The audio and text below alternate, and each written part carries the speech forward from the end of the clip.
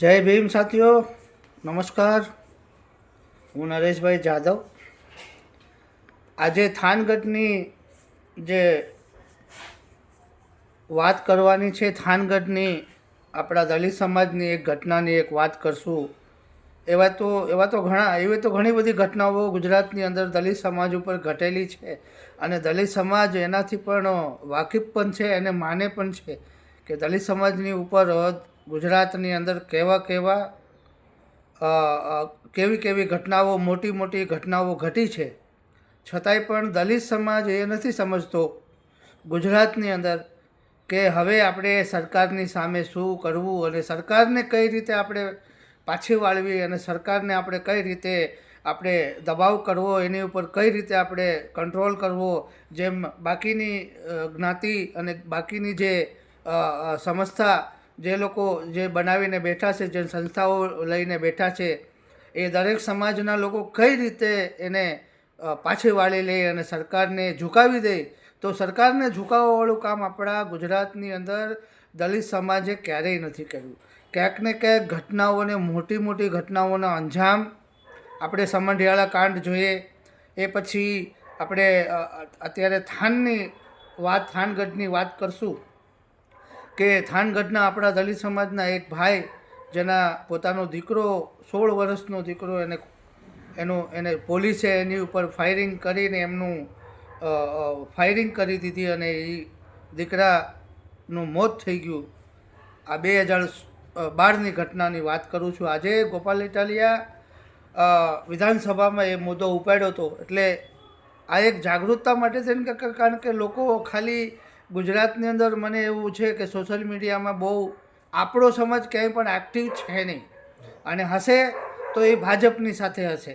અને ભાજપની સાથે આપણો સમાજ, દલિત સમાજ વધારે પડતો હોય છે. એનું હું શું કામ કહું છું કે ક્યાંક ને ક્યાંક દબાઈ જાય છે. મારી નજરની સામે ઉમેજ ગામના જે ભગાભાઈ જાદવની સાથે અત્યારે જે ઘટના ઘટી, એની ઉપર કેટલી મોટી ચર્ચા થઈને 2 થી 2.5 મહિના સુધી એ ચર્ચા ચાલતી રહી અને આખીર ભગાભાઈ જાદવને જેલની અંદર લોકઅપ ડેટ કરાવી નાખ્યા ભાજપવાળાએ. હું આરોપ કરીશ, ભાજપવાળાએ જ કરાવેલું આ કામ છે, બીજા કોઈએ નથી કર્યું. અને અચાનક હાર્ટ એટેક આવી ગયું. ભગાભાઈ જાદવ ઉમેજના હતા રહેવાસી. એ દારૂના કાંડમાં સમજી લો કે દારૂના ઓલામાં એને કેસી રાઠોડનું નામ લીધું ને જેલમાંથી લેટર જારી થયો, અને લેટર જારી થયા પછી 15 થી 20 દિવસની અંદર એ ભાઈનું લોકઅપ ડેટ થઈ ગયું. આને લોકઅપ ડેટ જ કહેવાય, બરાબર.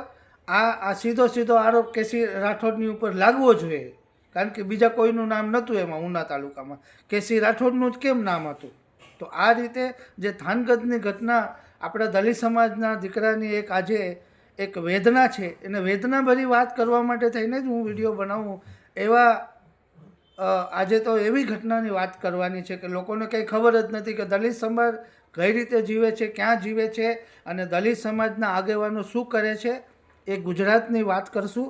ગોપાલ ઇટાલિયા જે વિધાનસભાની અંદર મુદ્દો ઉપાડ્યો કે ભાઈ આની તપાસ માંગી, કે ભાઈ 2012ની ઘટનાની તપાસનું શું થયું, તો સરકારે એમ કીધું કે હજી તો વિચારણા ચાલે છે. તો પછી દલિત સમાજના ગુજરાતના જે ભાજપમાં જોડાઈને ભાજપના જે ડિસ્કોને ડાન્સ કરો છો, ઢોલ વગાડો છો ગામડાઓની અંદર, તો હવે તો પાછા વળો. આપણી પાસે નથી સંગઠન, આપણી પાસે નથી પક્ષ, આપણી પાસે ઘણા ઓપ્શનો છે. મેં ખુદ પાર્ટી છોડી દીધી, આમ આદમી પાર્ટીનો હું 4 વર્ષ સુધી જિલ્લા ઉપપ્રમુખ રહ્યો ગુજરાતની અંદર. જિલ્લા ગીર સોમનાથનો હું ઉપપ્રમુખ હતો 2020થી. 2020માં મને જિલ્લા ઉપપ્રમુખ બનાવ્યો હતો ગીર સોમનાથ જિલ્લાના. હું દલિત સમાજનો એક જ દીકરો હતો કે હું ઉપપ્રમુખ. અને બીજા આપણા જે સુરેન્દ્રનગરમાં એક ભાઈ હતા, એમને પણ સસ્પેન્ડ કરી નાખ્યા છે. તો તમે વિચાર કરો, આ પોલિટિકલ પાર્ટી શું કામનું? મને એવું લાગ્યું કે મને તાલુકા જિલ્લા પંચાયતમાં ટિકિટ નથી મળવાની ને દલિત સમાજને કોઈ મત નથી આપવાનું, એટલે મેં તરત જ રાજીનામું દઈ દીધું. આખા ગુજરાતે જોયું દીવ મિરજ ન્યૂઝની અંદર. તો તમે આવા નિર્ણયો કેમ નથી લીધા કે ભાઈ ભાજપમાં અમને ન્યાય નથી મળતો, છોડી દો ભાજપને? મૂકી દો એક શિકાણે પટ્ટા ઉતારીને બધા લોકો. શું કામ ભાજપની સાથે જોડાવ છો? ભાજપની સરકાર 30 વર્ષની છે અને આ દીકરાની ઘટના જે થાનની છે એને 16 વર્ષ થઈ ગયા. આ જે 2012ની ઘટના છે, હજી સુધી ન્યાય નથી મળ્યો એ છોકરાને.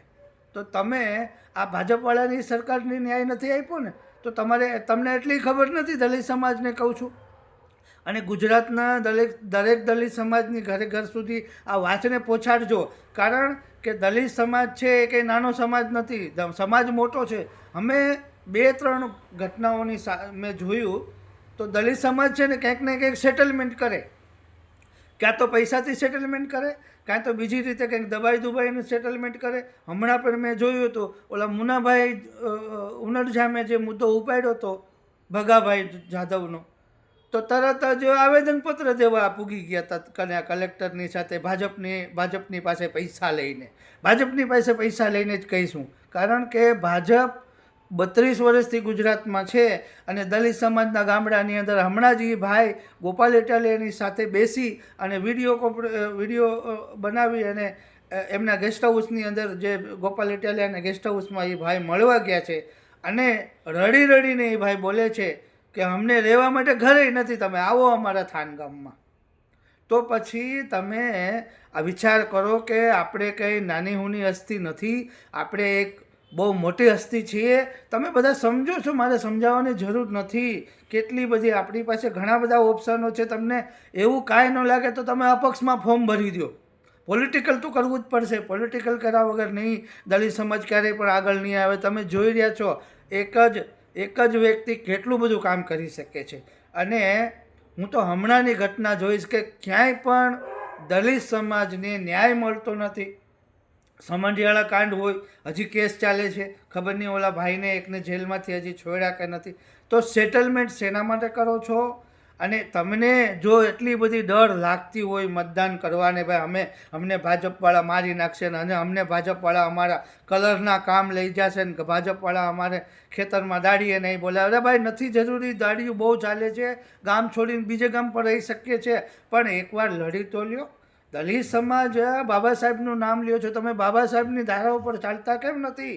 હમણાં મને વેદના એવી થઈ કે ભાઈ આપણો સમાજનો, દલિત સમાજનો ભાઈ જેને દીકરો 16 વર્ષનો એને પોલીસે શૂટ કરી દીધો, એને ન્યાય નથી મળ્યો, એ ગોપાલ ઇટાલિયાની સાથે રડે છે. વિડીયોમાં આપણે જોઈએ છે, હું વિડીયો બધાને શેર કરું છું, બધાને જોવો જરૂર છે. ને આવતી ચૂંટણીઓની અંદર નવું કંઈક નહીં કરશો તો દલિત સમાજની આગળ માટે થઈને બુરા દિવસો જોવાના આવશે. જરૂર આ વિડીયોને બધાને શેર કરજો. હું નરેશભાઈ જાદવ ગુજરાતની વાત કરશું અને ગુજરાતના દલિત સમાજની વાત કરશું, તો બધાને જોવો જરૂરી છે. અને ધ્યાન રાખીને જોજો કે દલિત સમાજ ઘણું બધું કરી શકે છે, પણ ક્યાંય સેટલમેન્ટ કરવાનું નથી. અને ભાજપના પટ્ટા પહેર્યા હોય તો ઉતારી નાખજો. જય હિન્દ, જય ગુજરાત.